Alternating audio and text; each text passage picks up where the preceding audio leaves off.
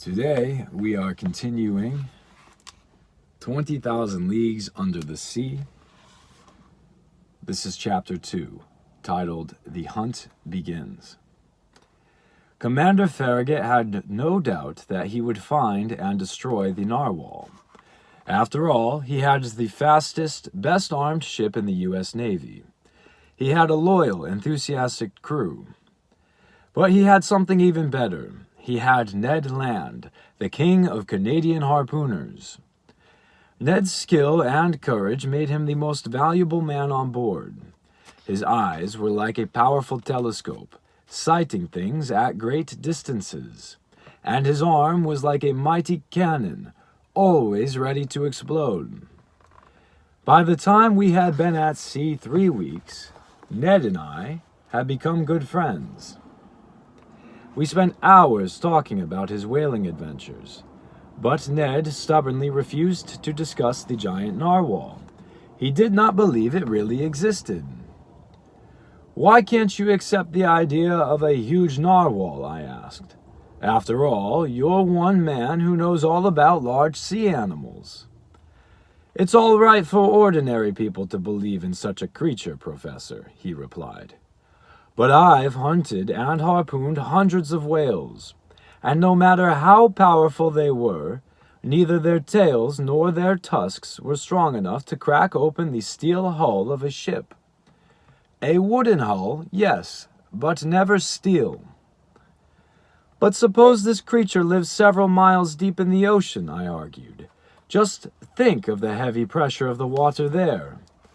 This creature would have to have unusually powerful bones to stand that pressure.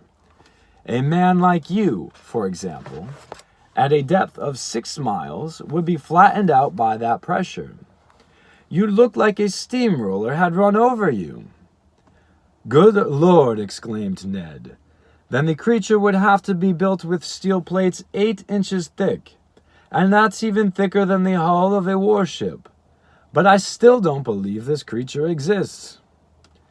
"Then how do you explain, you stubborn harpooner, what happened to the Scotia?"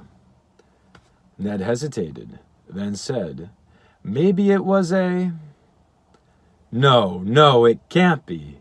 And the stubborn harpooner refused to say another word. As the Abraham Lincoln rounded the tip of South America and moved from the Atlantic Ocean into the Pacific, everyone began to search the surface of the ocean. Night and day, eyes and telescopes did not rest. We gulped down our meals and slept only a few hours at night. Ned Land was the only one who refused to search the ocean, except when it was his turn to stand watch.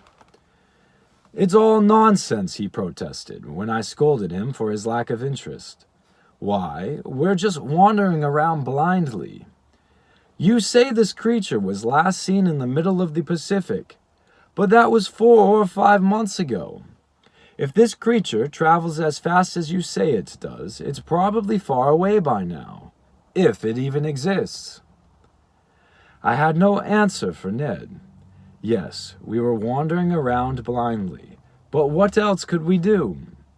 We had spent 3 months cruising in the North Pacific, chasing whales and sighting reefs. We covered every mile of ocean between the coasts of Japan and North America, but we found nothing. Everyone on board grew discouraged, then angry. How could they have been foolish enough to believe in such a ridiculous expedition? It was time to give up and return home. But Commander Farragut persuaded his men to wait 3 more days. If, during that time, the monster didn't appear, he would turn the ship around and go back. This promise was made on November 2.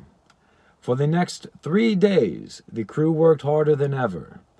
But on November 5, when the 3 days had ended with no monster sighted, the commander kept his promise. That evening, we were about 200 miles from the coast of Japan. Conseil and I were on deck staring out at the sea. The crew, high up in the rigging, were still examining the horizon. Suddenly we heard Ned Land's voice shouting, "Ahoy! There it is!"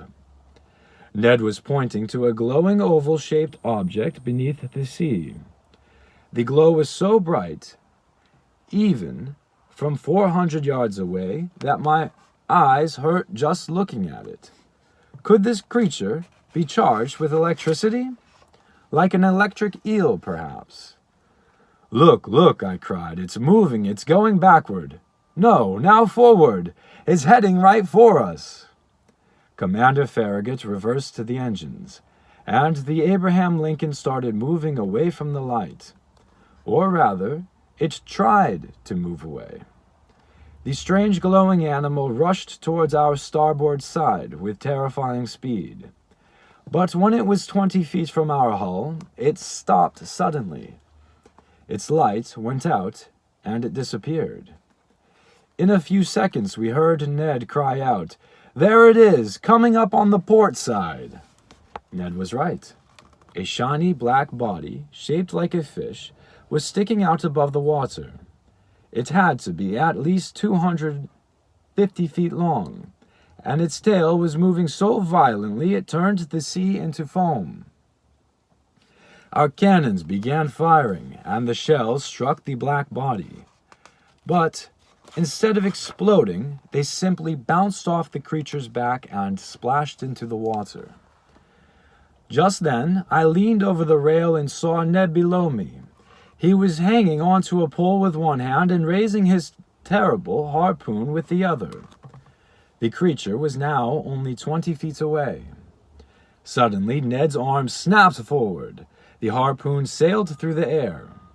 I heard a ringing noise as it seemed to hit something hard. The two huge gushes of water shot up from the monster and washed over the deck of the ship. Then there was a horrible crash. I didn't even have time to grab onto anything before I felt myself being thrown over the railing and into the sea. Thus concludes Chapter 2.